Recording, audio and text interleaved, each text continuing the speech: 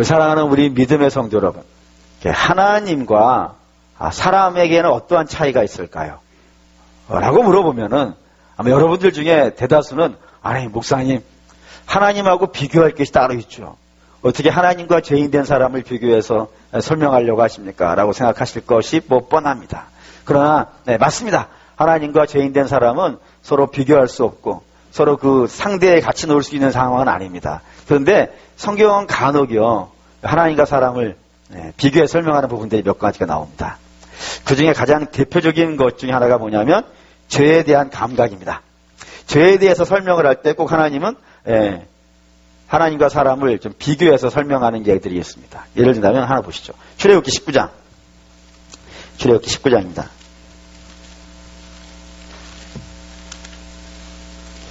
출애굽기 19장 10절에서 12절입니다. 10절에서 12절. 구약성경 111페이지 출애굽기 19장 10절에서 12절 말씀 읽겠습니다. 여호와께서 모세에게 이르시되 너는 백성에게로 가서 오늘과 내일 그들을 성결하게 하며 그들에게 옷을 빨게 하고 이는 셋째 날에 나 여호와가 온 백성의 목전에서 시내산에 강림할 것이니 너는 백성을 위하여 주위의 경계를 정하고 이르기를 너희는 삼가 산에 오르거나 그 경계를 침범하지 말지니 산을 침범하는 자는 반드시 죽임을 당할 것이라. 여기 이제 하나님께서 출애굽한 이스라엘입니다. 그 출애굽한 이스라엘을 어디로 부르시냐면 시내산으로 부르셨고 그 시내산에 율법을 주시기 위해서 강림하시는 장면이에요. 근데 그 강림하실 때 하나님께서 주의사항을 발표하신 거예요. 내가 너희한테 갈 텐데 너희 중에 임할 텐데 너희 준비할 것이 있다 하면서 맨 처음에 뭐라고요? 스스로를 성결하게 하라. 그 죄를 다 씻어버리라. 그 다음에 그것으로 끝나는 것이 아니고요. 옷을 빨아서 입어야 된다. 그리고 그 스스로 성결케 하고 옷을 빨아서 입고 그리고 하나님이 임재하실 때까지 기다리고 있어라. 그러면 이제 하나님 만날 수 있다고요? 아니라 이거예요. 그리고 3일 동안 기다리고 있다가 뭘 했냐면 도랑을 파가지고 이 경계는 넘어오지 말라라고 그러는 거예요. 그리고 그 경계 안으로 들어오면은 너희는 죽게 될 것이다. 이렇게 얘기하는 거예요. 그러니까 하나님이 이스라엘 진중에 임하시는데 스스로를 성결하라고 말씀하심에도 불구하고 이스라엘을 만날 생각은요 없는 거예요.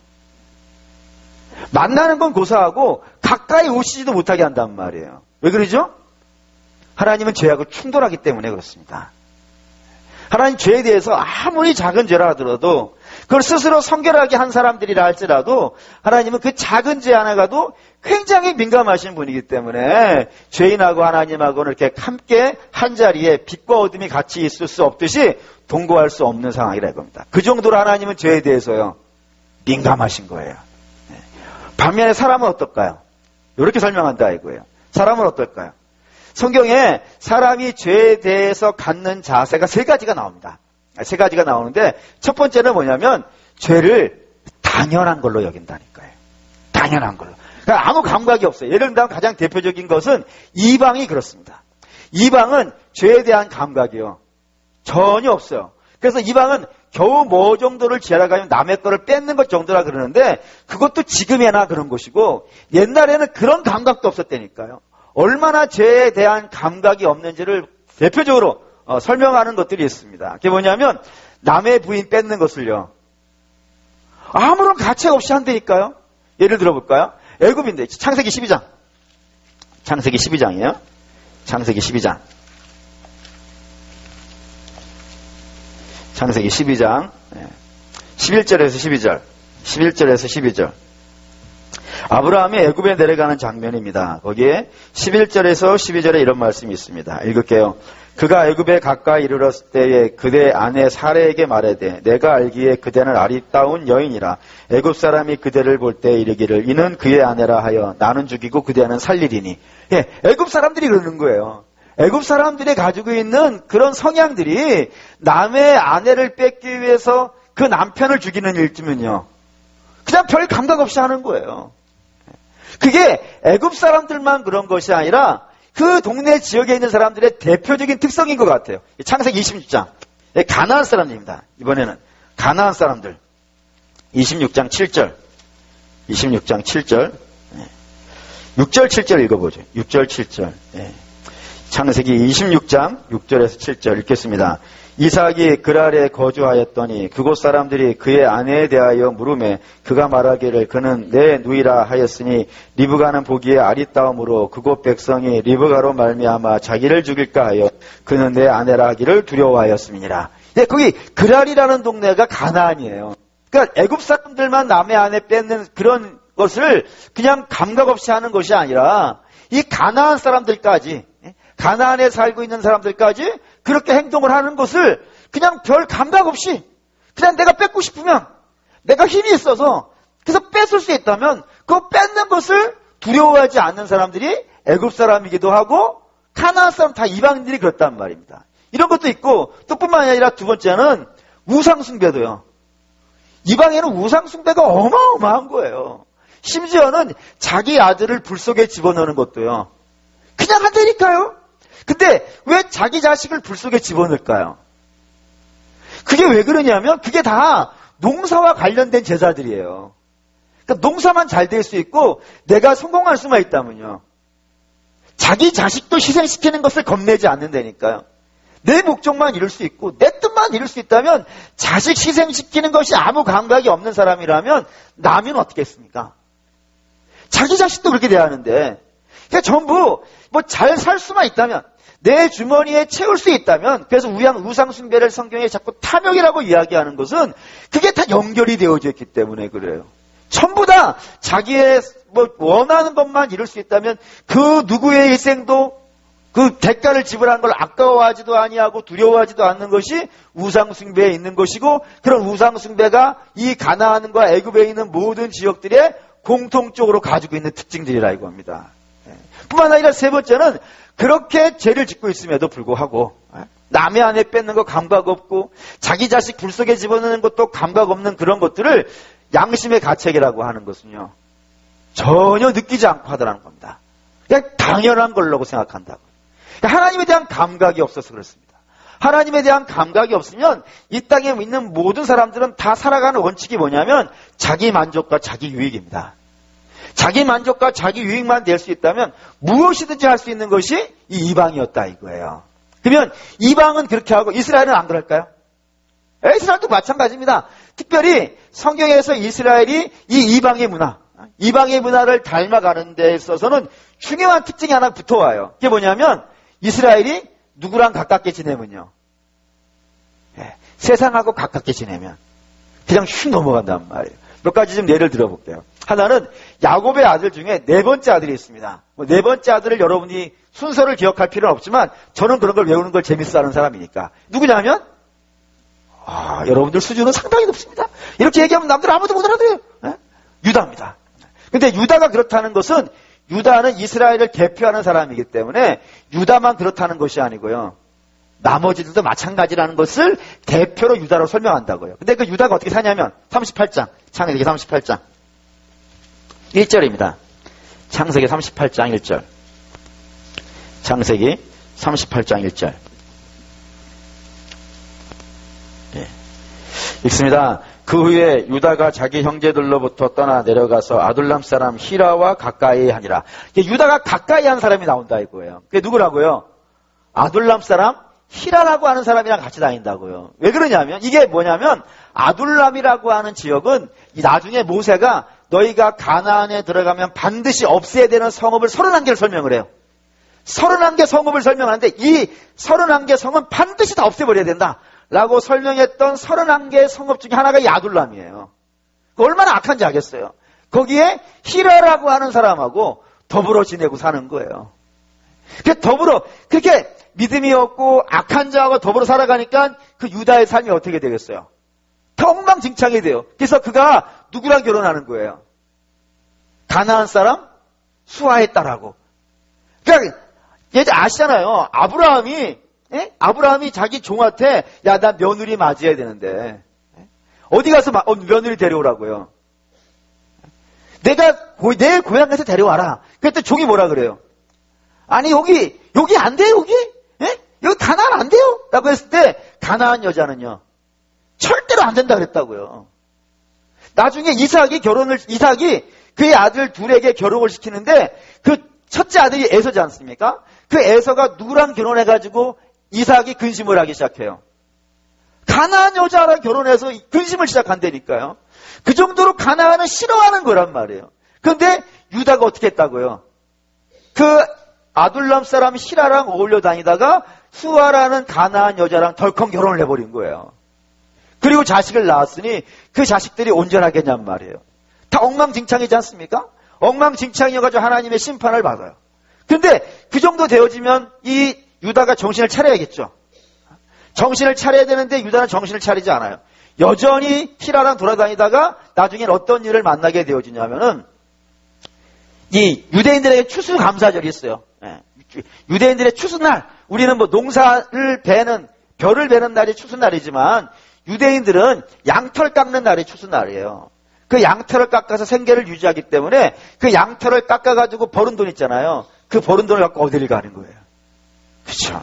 창녀촌을 가는 거예요. 거기서 자기 며느리랑 만나는 거예요. 얼마나 창피하고 불쌍한 일입니까? 이게 어떻게 해서 이렇게 됐다고요? 예, 유다가 가나안 사람 히라랑 같이 다니다가 더 볼까요? 출애굽 세대도 마찬가지입니다. 출애굽을 할 때 이스라엘이 광야 38년을 돌고 이제 본격적으로 가나안 입성을 하기 위해서 올라가다가 누구를 만나냐면 모압이라고 하는 지역을 만나요.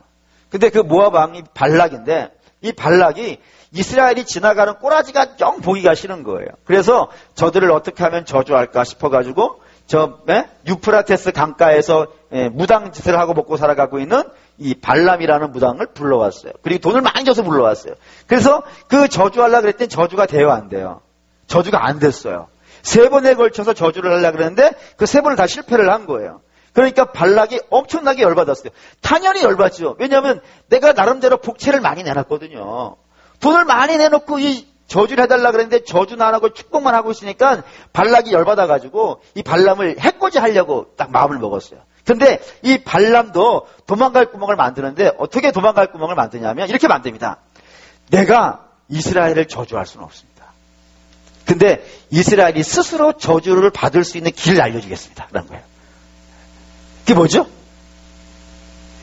그게 뭐냐면, 보시죠. 민수기. 민수기 30, 민수기 25장, 민수기 25장, 민수기 25장 2절 3절입니다. 2절 3절 읽겠습니다. 그 여자들이 자기 신들에게 제사할 때 이스라엘 백성을 청하매 백성이 먹고 그들의 신들에게 전함으로 이스라엘이 바알볼에서 가담한지라 여호와께서 이스라엘에게 진노하시느니라. 이게 무슨 말이냐면 그 발람이 알려준 저주의 방법이 무엇이냐면 자기는 못하겠고 이스라엘 스스로 죄에 빠지게 하는 방법을 알려준 거예요. 뭐냐면 지금까지는 이스라엘이 지나가려고 할 때 모압 왕이 이스라엘을 자기 나라에 들어오게 했다고요, 못하겠다고요? 못하게 했다고요. 못하게 한 거예요. 근데 어떻게 해주라고요? 들어오라 그러라고. 들어오라고. 마음껏 들어오라고. 그래서 마음껏 들어와가지고 그 모압이 제사하고 축제를 벌리는 자리에 초대를 하라고. 초대를 하면 그거로 끝난다고. 그러니까 모압 왕이 처음에 이게 무슨 말인지 몰랐을 거예요. 근데 어쨌든 그게 방법이라 그러니까 한번 해보자 해가지고 이스라엘에게 사신을 보낸 거예요. 아, 우리 형, 우리는 남이 아니지 않냐. 우리는 옛날부터 알아오는 아브라함과 조카 롯에서부터 이렇게 만난 사이니까 우리가 이제 마음을 지금 고쳐먹었다. 응? 여기 다 와라. 다 와가지고 우리 같이 먹고 마시고 한번 그 형제간에 우를 나눠보자 해가지고 불렀어요. 불러가지고 이 모압의 제사에 한번 초대를 했거든요. 말이 한 것도 아니에요. 한번 초대했더니 그 이스라엘이 어떻게 되는 거예요? 다 무너져가는 거예요. 그들의 제사 한번 보고 나더니 다 무너져가지고 심지어는 어떤 일이 벌어지냐면 이 시므이라고 하는 이스라엘 족장이 그 모압 여자를 데리고 하나님의 성전이 있는 진안으로 들어오는 거예요. 고스비라는 여자인데 고스비라는 여자가 아니 우리 여기 들어가도 돼요? 막 걱정하고 있는 때에도 이 시므이가 걱정할 거 없어. 내가 누군데? 내가 족장이야. 내가 하는데 누가 뭐라 그래? 하면서 그냥 들어오는 거예요. 모세가 막지를 못해요. 그래서 그날 하나님이 진노하셔가지고요. 24,000명이 연병으로 죽어가는 거예요. 뭐만 해. 아니, 저주한 게 아니라니까요. 막 저주하고 막 칼춤 추고 그런 게 아니라 뭐 시켜준 거예요? 세상의 문화를 맛보여준 것 뿐이에요. 그랬더니 그 40년간 이스라엘이 광야에서 훈련받았던 믿음의 공력들이요. 다 무너져 가는 거예요. 왜 그러죠? 왜 무너져 갈까요? 이스라엘은 죄인 출신이어서 그래요. 죄인 출신이어서 그냥 자기에게 그 문화가 맞아요. 맞아서 그냥 막 넘어가는 거예요. 심지어는 나중에 유다 왕 중에 아하스라는 왕이 있어요. 그 아하스라는 왕이 주변에 아람이라는 나라가 자꾸 찝쩍찝쩍대니까 어떻게 하면 이 아람으로부터 우리가 좀 안전하게 살 수 있을까 고민을 하다가 어디를 가냐면 그 다메섹이라는 곳을 가요. 시리아의 다메섹에. 거기에 그 아시리아의 왕인 디글랏 빌레셋이라고 하는 굉장히 유명한 왕이 하나가 있어요. 여러분 잘 모르시겠지만, 어떤 성경이나 세계 역사에서 굉장히 유명한 왕이 하나가 나와요. 디글랏 빌레셋이라고. 그 왕이 있는 다메섹에 가가지고 딱 가서 본 거예요. 우리 좀 도와달라. 이제 아람이 자꾸 우리를 괴롭히는데, 당신 같은 큰 나라가 좀 막아줘야 되지 않겠냐 해가지고 갔어요. 가서 뭘 보냐면 그 다메섹에 있는 우상의 제단을 봐요. 그 화려하고 어마어마하고 그 당시에 세계의 제국이니까 얼마나 신전을 멋있게 만들어 놨겠어요. 그걸 딱 보고 이 아하스라는 왕이 마음이 뒤집어져요. 마음이 뒤집어서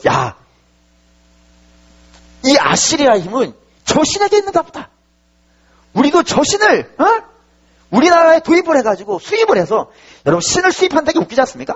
신을 수입을 해가지고 우리도 저 신을 섬긴다 그러면 우리도 아시리아처럼 저렇게 강대국이 되겠구나라고 생각해가지고 제사장에게 명령을 해요. 뭐라고 하냐면 너 와가지고 이 제단을 보고 가서 이 제단하고 똑같은 것을 우리에게 세워라 해가지고 예루살렘에다가요 그 신전을 세워요. 신전을 세워요. 그리고 신상을 하나를 세우는데 어디다가 세우냐면 솔로몬이 세운 성전 안에는 성전 입구에 뭐가 있냐면 물두멍이라고 하는 곳이 있어요. 물두멍은 뭐냐면 제사장이 성소 안으로 들어갈 때 손과 발을 씻는 곳이에요. 자기를 정결하게 씻어서 거룩하게 자기를 만들어서 비로소 성소 안으로 들어간단 말이에요. 근데 그 물두멍을 치워버려요. 거기다가 신상을 쫙 세우는 거예요. 하나님의 제단 안에다가. 그냥 누가 하라 그런 거 아니에요. 당신 이거 좀 세워주세요. 이것 좀 세우면 좋겠어요 라고 부탁한 것도 아니에요. 돈 준 것도 아니고 협박한 것도 아니에요. 단지 뭐만 하고 온 거예요? 보고만 온 거예요. 세상을 보고만 온 거예요. 세상하고 접한 거예요. 그러자 그들도 다 무너져 가는 거예요. 이스라엘이 거룩한 백성이라는 게 아닙니다. 하나님이 구별해 내신 것 뿐이에요. 근데 그들이 자꾸 세상하고 접하니까 믿음 없음하고 접하고 악함하고 죄하고 접하면 말이죠. 누구도 거기를 견뎌내지 못해요. 그래서 여러분들을 자꾸 죄에서부터 나오라고 그렇게 자꾸 이야기하고 엉뚱한 데 다니지 말라고 자꾸 이야기하는 이유가 뭐냐면은 거기에 가면 나는 안전할 거야. 나 정도 되어주고 나 정도 신앙이면 세상을 아무리 나를 공격한다 그러나 끄떡없어. 이런 생각 갖지 마세요. 누구나 예외 없어요. 누구나 믿음 없는 세계랑 자꾸 접하다 보면은 나도 모르는 사이에요. 거기에 훅 끌려가 버리는 거예요. 그런 모습이 된다 이겁니다. 그러면서 그걸 당연시 여긴다고요. 당연하게. 두 번째, 죄를 당연하게 여기는 방식이 하나의 사랑의 방식이고 또 하나는 그게 뭐냐면 남의 죄는요. 크게 보고 내 죄는요. 작게 보는 경향이 있는 거예요. 그 중에 가장 대표적인 사람을 꼽는다 그러면 바리새인과 세리의 기도 아십니까?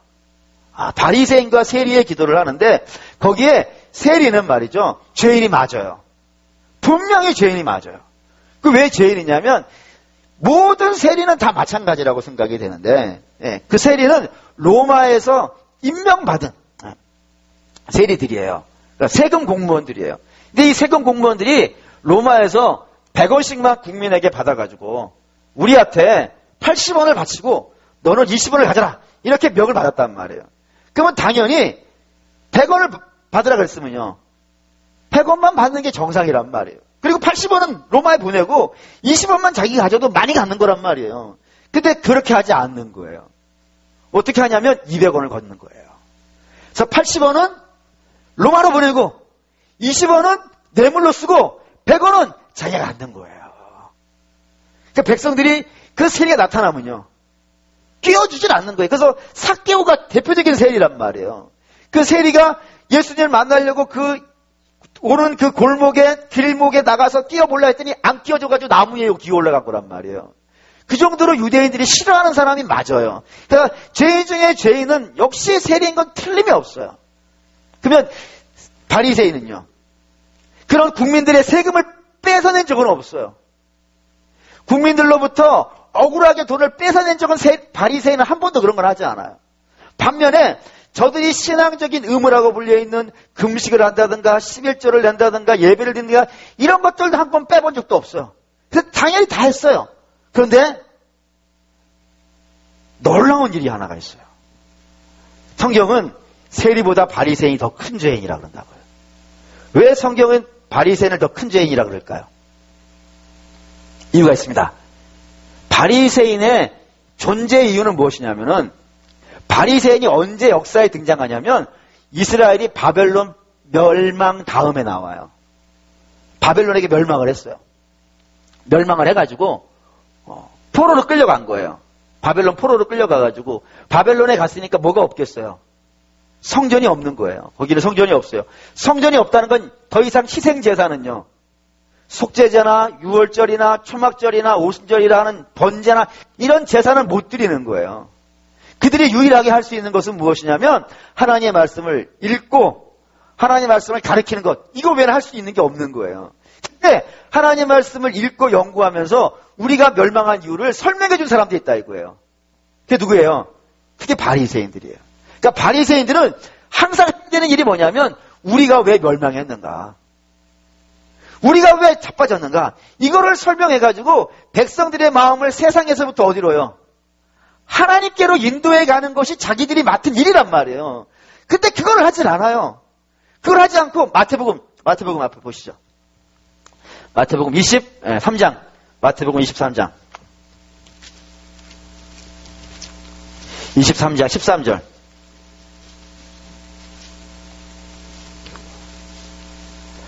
마태복음 23장 13절 읽겠습니다. 화했을진저 외식하는 서기관들과 바리새인들이여, 너희는 천국문을 사람들 앞에서 닫고 너희도 들어가지 않고 들어가려 하는 자도 들어가지 못하게 막느니라. 그래서 하나님께 인도해 가지 않는 거예요. 하나님께 인도해 가지 않고 그들이 하는 일이란 뭐는 것이냐면 성전에서 장사나 하고 있고, 성전에서 그냥 높은 자리에 앉아가지고 절이나 받는 걸 좋아하고, 상석에 앉아가지고 폼이나 잡고 있고, 뭐 이런 일들은 정말 열심히 해요. 근데 그런 것들은 잘 잘하지만 백성들에게 그들의 죄를 알려주지도 않고 그들을 하나님께로 인도해 가지도 않고 하나님께 들어가려고 하는 자들은요, 막고 있고 그러고 있다고요. 그래 여러분, 세리 때문에 나라는 망하지 않아요. 세리가 아무리 많아도 나라는 망하지 않아요. 근데 바리새인들이 창궐하니까요, 나라가 망하는 거예요. 그러니 여러분, 세리 죄인 맞아요. 세리 죄인 맞지만 더 큰 죄인은요, 바리새인 자기 자신이란 말이에요. 근데 바리새인은 자기를 죄인이라고 생각하지 않아요. 자기를 오히려 의인이라고 생각하는 거예요. 그럼 모든 문제는 세리에게 있는 것이고, 나만큼만 하면은, 아니 그런 바리새인들이 많아져가지고 이스라엘이 로마에게 멸망한다니까요. 지금도 마찬가지입니다. 지금도 세상이 막 뒤집어지고 엎어지고 그런 걸로 저는 세상이 망한다고 생각하진 않아요. 세상이 망하는 것은 성도들이 성도의 모습으로 서 있지 못하면. 그렇습니다. 언제나 그렇습니다.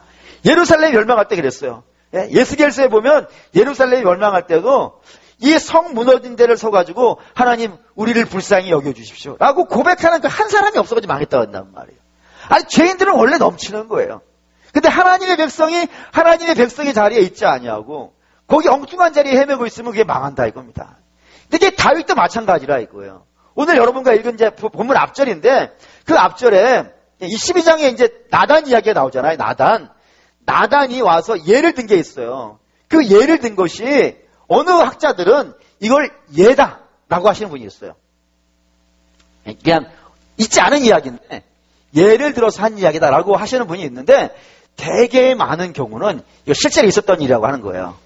왜냐면 예라는 표현이 없어요. 그냥 마치 법정에서 고발하듯이 그러니까 누구나 분명히 이런 사람이 있었던 것 같아요.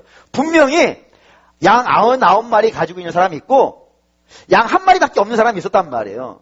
근데 이 양 99마리 가지고 있는 사람이 손님이 찾아왔는데 자기 집에 있는 양 99마리 중에 하나를 잡아가지고 손님 접대를 한 것이 아니라 그 1마리에 있는 사람이 양을 빼앗아가지고 접대를 한 거예요. 그렇게 했다고, 이게 실제로 그러는 거예요. 실제로 고발하고 있다고 나다니. 그러니 이게 이 일에 대해서 사무엘하 15장, 12장. 사무엘하 12장 5절 읽고 야겠습니다. 사무엘하 12장. 그렇게 사단이 가서 고발을 하니까 이 다윗이 뭐라고 이야기를 하냐면 12장 5절입니다. 12장 5절 읽을게요. 다윗이 그 사람으로 말미암아 노하여 나단에게 이르되 여호와의 살아계심을 두고 맹세하노니 이 일을 행한 그 사람은 마땅히 죽을지 아니라. 지금 다윗이 재판을 하고 있는 중이란 말이에요. 그 재판에서 뭐라 그러냐면 다윗이 어떻게 했다고요? 노하는데 어떻게 노했다고요? 심히 아주 크게 노해가지고 뭐라고 얘기하냐면 그렇게 남의 양 1마리를 빼앗아다가 손님 접대한 그 사람은 어떻게 해야 된다고요? 마땅히 죽는 게 맞다라고 판결을 해줬다 이거예요. 당연하죠. 이게 유대인의 율법이 용서가 안 되는 거예요. 양 99마리 가진 사람이 자기 양을 죽이지 아니하고 1마리를 자기의 인생의 전부라고 알고 있는 사람의 양을 빼앗아가지고 접대를 하는 것은 유대인의 율법에서는 용서가 안 되는 일이란 말이야. 마땅히 벌을 받아야 되는 게 맞아요. 에? 맞아요. 마땅히 죽어야 될 죄예요. 그런데 한번 비교해보자 이거예요. 비교해보자고요. 양 99마리 가진 사람이 남의 양 1마리를 뺏어오는 게 더 큰 죄예요? 아니면 남의 부인 뺏어온 게 더 큰 거예요? 그리고 남의 부인 뺏어오는 것도 심각한데 자기를 위해서 목숨을 걸고 전쟁에 나가 있는 그 군사를 전쟁터에서 죽여버리는 일은요. 비교가 안 되는 일이라고요. 근데 그 비교가 안 된 일이 저러지고 있는 다윗은 자기는 그런 죄에 대한 감각이요. 전혀 없고 그 99마리 양 가진 사람이 남의 양 1마리를 죽인 것에 대해서 분노하고 있다 이겁니다. 늘 이런 식인 거예요. 에? 이 악한 자들의 반응이 죄에 대해서 당연시 여긴다든지 아니면 자기가 지은 죄는 잘 모르고 남이 지은 죄에 대해서는 말이죠. 민감한 거예요. 민감해가지고 정죄하고 판단한다고요. 그걸 우리 주님이 이렇게 설명하신다 이겁니다. 마태복음 7장 3절. 마태복음 7장 3절. 그 유명한 말씀, 여러분들 잘 알고 있는 말씀이지만 찾아서 읽는 것이 중요합니다. 네. 마태복음 7장 1절에 3절 읽죠. 7절 1절 3절 읽겠습니다. 비판을 받지 아니하려거든 비판하지 말라. 너희가 비판하는 그 비판으로 너희가 비판을 받을 것이요 너희가 헤아리는 그 헤아림으로 너희가 헤아림을 받을 것이니라. 어찌하여 형제의 눈 속에 있는 티는 보고 내 눈 속에 있는 들보는 깨닫지 못하느니라. 바리새인과 다윗이 똑같단 말이에요. 바리새인과 다윗은 자기 눈에는 뭐가 들어있는데 들보가 들어있는데 다른 사람 눈에 있는 티는 그걸 더 심각하게 보더라 이거예요. 이런 식의 반응하면 안 된다 이겁니다. 이거 하나님이 원하시는 반응이 아닌 거예요. 세 번째, 죄에 대해서 반응하는 사람들이 죄인이 죄에 대해서 반응하는 세 번째. 첫 번째는 당연시 여기는 것. 두 번째는 자기 죄는 작게 보고 남의 죄는 크게 보는 것. 그리고 세 번째는 어떤 것이냐면 그쯤은 괜찮다고 생각하는 거예요. 그 정도 가지고. 뭐 그 정도로 심각한 죄가 아니야 라고 생각하는 거라 이거예요. 예를 들자면 이 여리고성이 전복될 때 아간이 지은 죄가 바로 여기에 해당이 되어져요. 여러분 이게 성경이 여리고라는 성을 굉장히 싫어합니다. 하나님이 이 여리고라는 성을 엄청나게 싫어해서 명령을 하나 하시는데 뭐라 그러냐면 이 여리고성에 있는 것은 어떤 것도요 남기지 말라 그러신다고요. 어떤 것도 사람이든 짐승이든 심지어는 그 안에 있는 물건이든 하나도 남김없이 다 제거하라 그러신다고요. 이 명령이 얼마나 심각한 명령인지는 한번 찾아가 봅시다. 여호수아. 여호수아에 굉장히 세게 설명되어 있는 게 있어요. 6장 26절.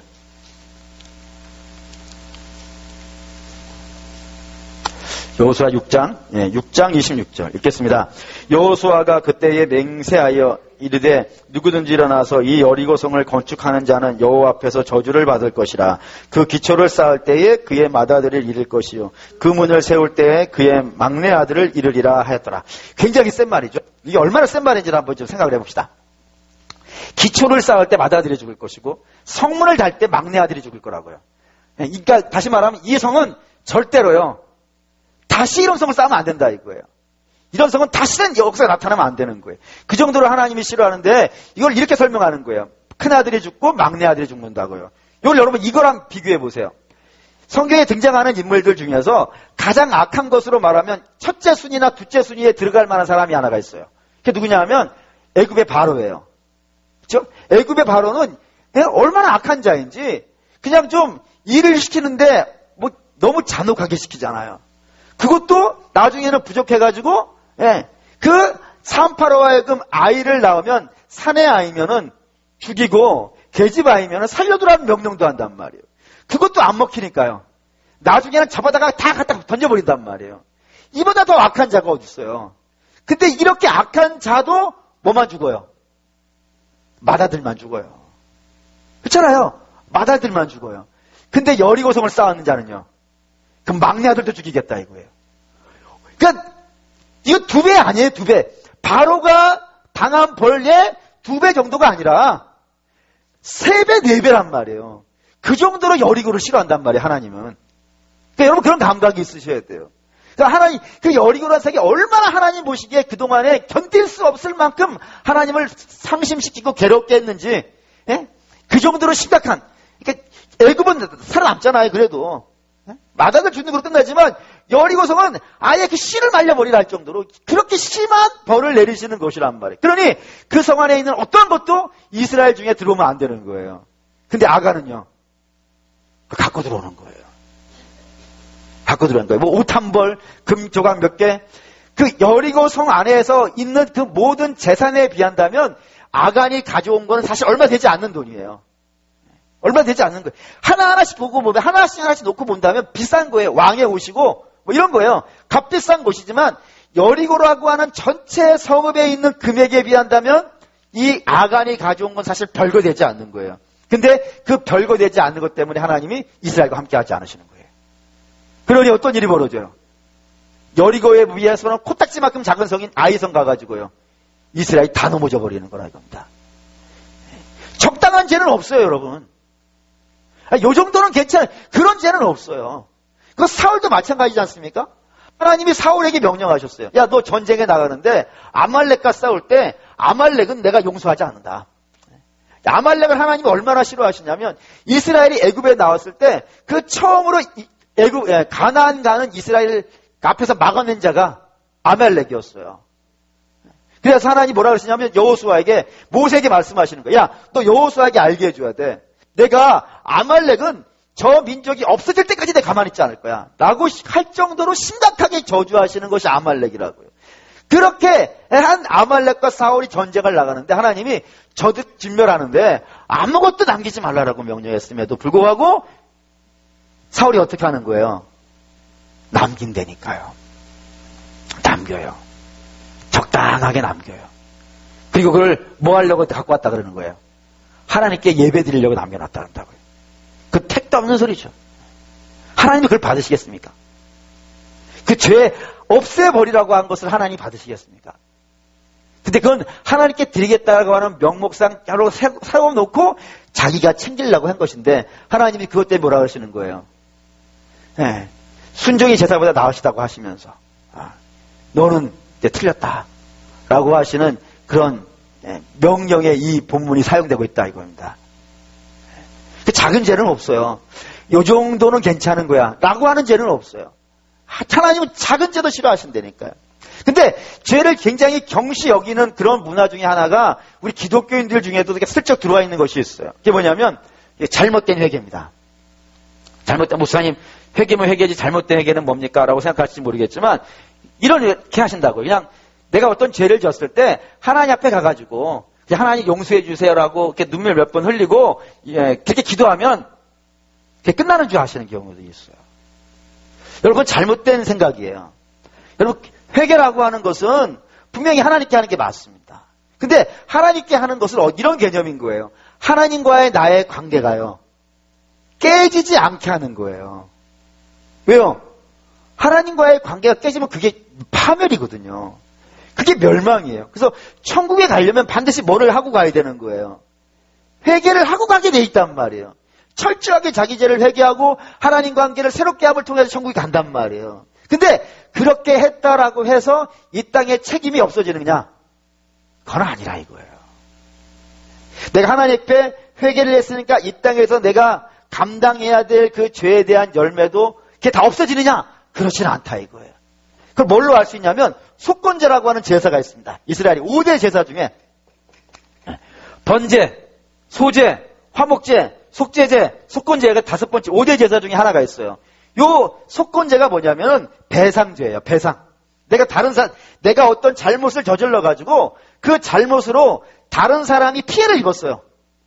손해를 보고 피해를 입었으면 이 속건제를 드리게 되어 있는데 두 군데로 해야 돼요. 하나는 모든 죄는 다 누구에게 진 거예요? 하나님에게 진 거예요. 하나님 앞에 가서 회개를 해야 돼요. 그게 첫 번째 해야 되는 제사예요. 두 번째는 나 때문에 손해본 사람이 있으면요, 그걸 가서 배상해 줘야 돼요. 뭐 양 한 마리를 손해봤으면 양 4마리로 갚아줘야 돼요. 분명히 갑절 이상으로 배상을 해줘야 되게 돼 있단 말입니다. 그게 속건제예요. 그러니까 죄라는 것은 하나님께도 짓는 것이지만 사람에게도 내가 피해를 줬으면 그 피해에 대해서 마땅한 대가를 지불해야 되는 것이 성경이 가지고 있는 죄에 대한 개념이라고요. 말 몇 마디로 그게 없어지는 것이 아니라 이겁니다. 다윗도 마찬가지지 않습니까? 다윗도 밧세바를 범하고 우리아를 죽였다고요. 그래서 하나님께 회개를 얼마나 하냐면 자기의 침상을 눈물로 띄울 정도였다니까요. 얼마나 많이 울고 얼마나 탄식하고 얼마나 괴로워했는지. 심지어는 이런 것도 있지 않습니까? 하나님이 그 아들을, 밧세바하고 사이에 태어난 아들을 내가 죽이리라 라고 명령하시니까 다윗이 그때부터 뭐예요? 금식으로 기도해요. 눈물 흘리면서 금식으로 기도한다고요. 그래서 하나님이 다윗의 죄를 어떻게 해주세요? 용서해 주신다니까요. 그럼에도 불구하고 하나님이 죽는다고 말했던 첫째 아들은요, 죽어요. 그리고 다윗의 가문의 칼은요, 여전히 있어요. 그래서 우리가 알다시피 암논이 자기 이복 여동생인 다말을 범하게 되어지고, 그리고 그 다말의 오빠인 압살롬이 그거를 아버지가 암논의 죄를 해결해 주지 않으니까 속에서 부글부글하면서 2년을 견뎌요. 그리고 기회를 보는 거예요. 내가 때가 되면은 아버지가 갚아주지 않은 이 원한을 내 손으로 갚으리라 해가지고 오늘 여러분과 읽은 본문에 있는 대로 그 때를 잡아가지고 그 기회를 봐서 암논을 죽인다고요. 그래서 자기는 가출을 하는 거예요. 다윗의 마음이 어떻겠습니까? 심지어 나중에는 그 압살롬이 돌아와가지고 아버지를 왕에서 쫓아내기도 해요. 네, 다윗이 자기가 지은 죄에 대한 열매를요, 이 땅에서 다 따고 있단 말이에요. 그러니까 여러분, 죄를 무섭게 알아야 됩니다.